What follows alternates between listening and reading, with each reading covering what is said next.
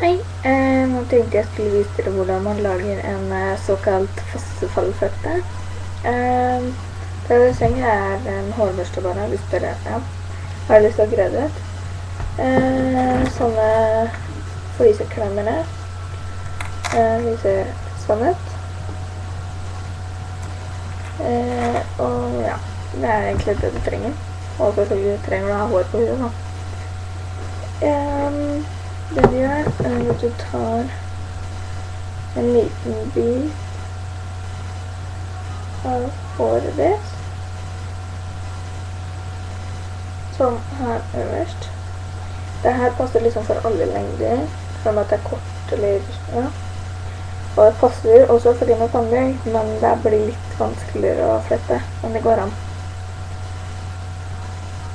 Og det er noen ganger det liksom stikker ut sånne hårstrå, men det er bare festet det med sånne fliseklemmere. Og så selvfølgelig hårspray. Okay. Du tar den, og så deler du ned den i tre. Så begynner du bare å flette en helt vanlig flette. Men hvis du har pannelugg, så flett den ganske stramt.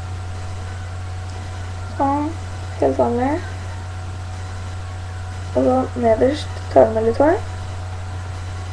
Og så du bare begynner til du kommer liksom litt lenger ut på det. Øverst, ta med hår. Nederst, ta med hår.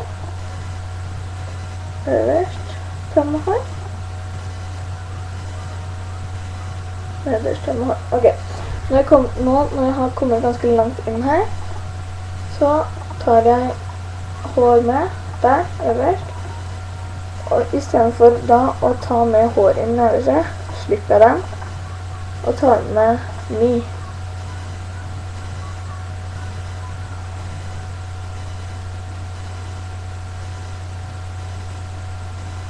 Nå fant jeg ikke ut hvor den greia der var.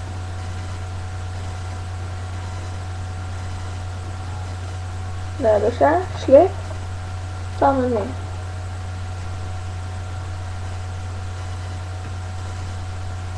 Så du flytter det, ta med øverst, slipp den nederste, ta med ny, ta med hår øverst, slipp den nederste. Og når man kommer et stykke inn, så bare tar du og fester den med fliseklemmere.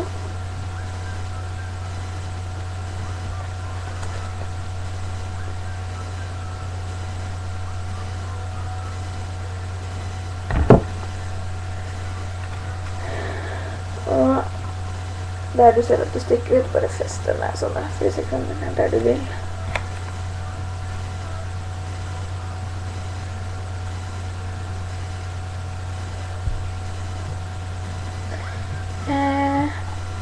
Du kan jo selvfølgelig gjøre det på den andre siden nå, men jeg pleier som regel ikke å gjøre det.